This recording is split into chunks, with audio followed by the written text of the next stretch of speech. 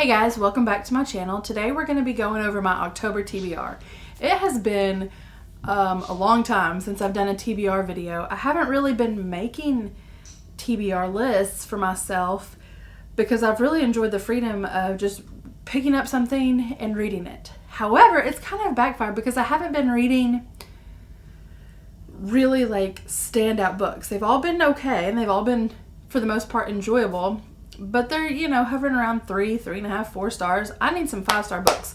So I thought I would get back to a TBR list. So let's jump right into my October TBR. Okay, so the first book on my TBR is Dawn Shard by Brandon Sanderson. This is a novella and it's in the Stormlight Archive and it takes place between Oathbringer and Rhythm of War. This is a buddy read with Tiffany. We're going to read it together. We've been reading through the Stormlight Archive together and I've really enjoyed being able to sit down and talk with her. It's been a lot of fun. I'm not really sure what this is about at all. I just know that it's like the next thing in the series and I think it features Navani more than other characters, but really, honestly, I have no idea other than that what it's about.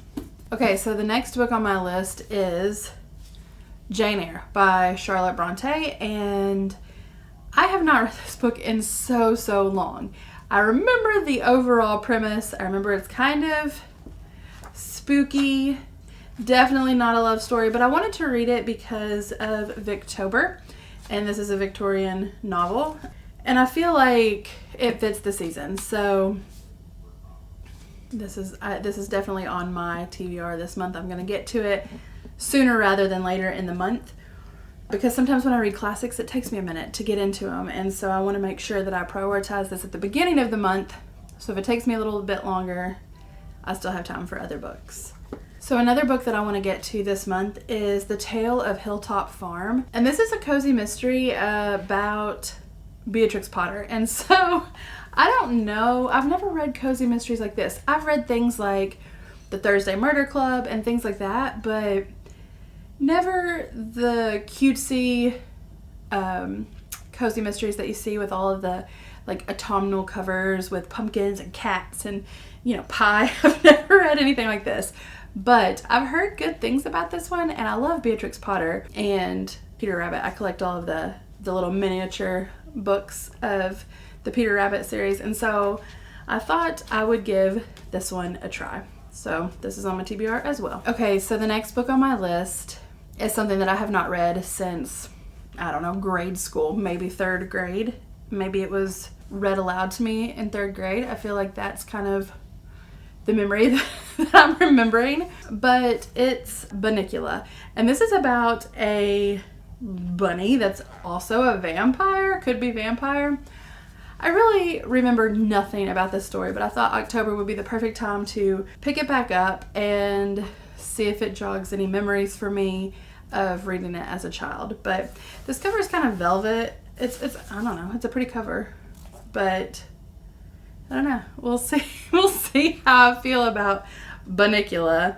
I believe this is also a series, so I guess I could go on to read the rest of the series. Oh, but this one is like the 40th anniversary, so it's got all of the iterations of the bunny and all sorts of different extra stuff in the back. So super short. I'm sure I'll get to it. I'm gonna probably push this towards the end of the month, but excited to read this too. Okay, so the next book on my list, I'm continuing a series that I'm not really sure about, and that is the Red Rising series. So I'm on the 2nd book, Golden Sun, and this is a series that I've been hearing a lot about recently, and I've had the book on my shelf for quite a while and I just haven't picked it up. So I read it and I'm not sure what I think about it. I don't know if I like it or not. It was extremely violent, and a lot of times I felt like it was violent just for the sake of violence. So I don't know. I didn't want to purchase the rest of the series, so I got this from the library. I requested the 3rd one too in case I like this one so much more and want to continue with the series. But basically, I've heard this described as Hunger Games on Mars, and I can see why people say that, but it's also different. It's just, I don't know. Like I said, a lot of violence. It's about a boy who does not like his place in the world and where he was born, and he wants to rise above his station, and so he does so, or he tries to do so. And this is the story, the continuation of how he does that. Okay, so one more book that I want to for sure get to, and then I've got like a pile of possibilities as well that I picked up from the library today. Our library's been closed for a few days for electrical issues, so I went today and I got quite a few books that I may get to this month and I may not. But anyway, so one I really want to get to is the Emily Wild's Encyclopedia of Fairies. And the back of this reminded me of A Natural History of Dragons, which I loved so much.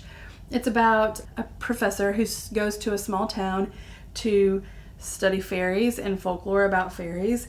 And so it's just, I don't know, it kind of gave me those Natural History of Dragon vibes, and I loved that book so much. So I'm hoping that this will be a win for me as well. Okay, so now onto this pile of possibilities that I picked up from the library today.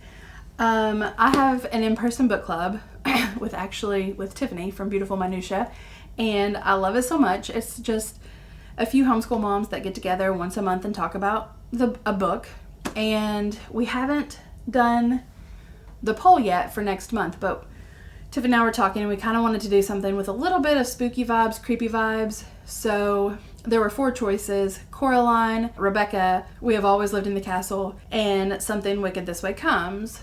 Well, I'm going to vote for Something Wicked This Way Comes because it is the only book in that set of books that I haven't read, which I would happily read any of the 3 books that I mentioned again. But this one just sounds so appealing. It's by Ray Bradbury, and I've never read anything by him. I did start Fahrenheit 451 in high school, but I never finished, and I don't know why I didn't finish, but I just remember not finishing that book for some reason. But anyway, so this is about like a circus type thing that comes to town, and your wishes may become nightmares. I don't know. It just sounds really creepy, but not too scary, and so I'm hoping that this is the pick for our book club this month. I really am interested to see, and I didn't realize, but as I was researching this book, it's a part of a series, and so I don't think you have to read them in order. So if we do read this and I end up liking it, I will be excited to read the rest of the series as well. Another book I picked up for a possibility is the Wonderland Trials by Sarah Ella, and this is basically a retelling of Alice in Wonderland, I feel like, but with like a fantasy twist, and she's thrown into a game. So she has to play in the Wonderland Trials, and it's like a deadly game.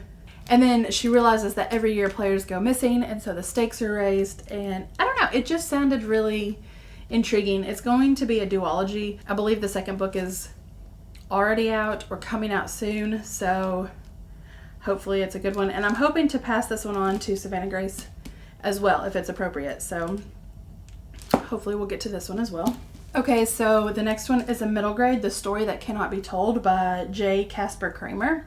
And I am going on a trip at the end of the month to Chattanooga, and so I was Googling books set in Chattanooga or books written by authors from Chattanooga, and this is not set in Chattanooga, but the author is from Chattanooga, so I picked this up from the library. I thought it'd be fun to read while I'm in Chattanooga at the end of the month. But it's about a young girl who lives in Romania, and her uncle has gone missing, so her parents send her to her grandparents to live, and she's never met her grandparents. She doesn't know them, but she loves stories, and so she kind of collects stories, and it says to save her family, she'll have to tell the most important story of her life. So it does sound really good.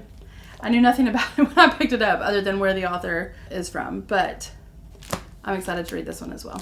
Also, when I pulled this out of the library bag, Savannah Grace said, "Oh, I've checked that out from the library before, but I've never read it." So we tend to do that a lot around here.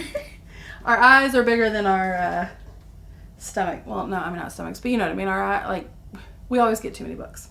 So the next book I picked up to possibly read in October is The Stranger Diaries by Ellie Griffiths. I've never heard of this book. I've never heard of this author. So I found this recommendation on Anne Bogle's blog, and She made it sound really intriguing. So basically it's about a high school English teacher who teaches a class every year about this Gothic writer, R.M. Holland. Well, one of his most famous stories is The Stranger. So one day, I guess one of her colleagues shows up dead and has a quote from this book like taped to his or her chest.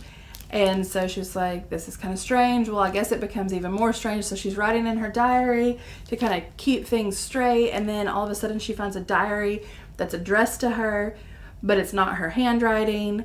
And so she doesn't know what to do, but she thinks like this book, The Stranger, has come to life. So, I mean, it sounds intriguing.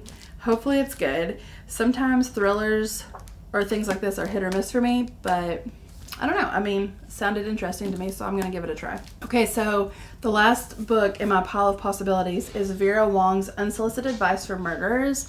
And this was on one of our polls for our in-person book club that lost, but it sounded so good to me, so I wanted to read it anyway. It's about an old lady who runs a tea shop, and she kind of meddles in her son's business.